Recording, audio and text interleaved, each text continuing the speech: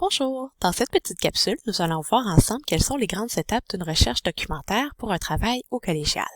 Parce que quand on est rendu au poste secondaire, on peut pas se contenter de mettre seulement 3-4 mots-clés dans Google puis de voir les résultats qui nous sont apparus.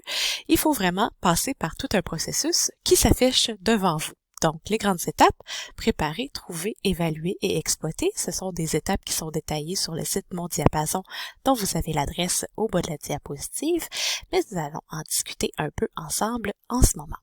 Donc, pour faire une bonne recherche, il faut d'abord la préparer. Il faut être en mesure de savoir ce dont on parle, donc il faut se familiariser avec notre sujet. On peut par exemple chercher les définitions dans les dictionnaires, aller voir les articles dans une encyclopédie pour obtenir des informations de base. Donc, ces informations-là nous permettent d'en connaître un peu plus sur notre sujet et de savoir mieux comment chercher par la suite. Justement, ensuite, on va devoir trouver des documents pour supporter notre travail. Souvent, vos professeurs vont vous demander différents types de sources, donc à la fois des livres, des ouvrages de référence, des articles de revue, parfois même des articles scientifiques, pour pouvoir avoir de l'information complète et variée sur votre sujet. Donc, c'est la raison pour laquelle vous avez différents types de documents à chercher, et dans ce cas-là, il va falloir être en mesure d'exploiter différents outils de recherche pour récupérer l'ensemble de ces documents-là. Ensuite, il faut évaluer l'information qu'on a trouvée, parce que c'est pas parce qu'on l'a trouvée que c'est nécessairement bon.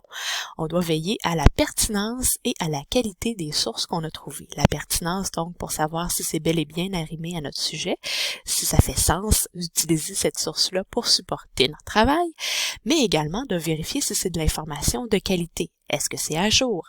Est-ce que c'est biaisé ou pas? Est-ce que c'est de l'information qui est fiable? Donc, ce sont toutes des questions qu'on doit se poser pour évaluer l'information correctement.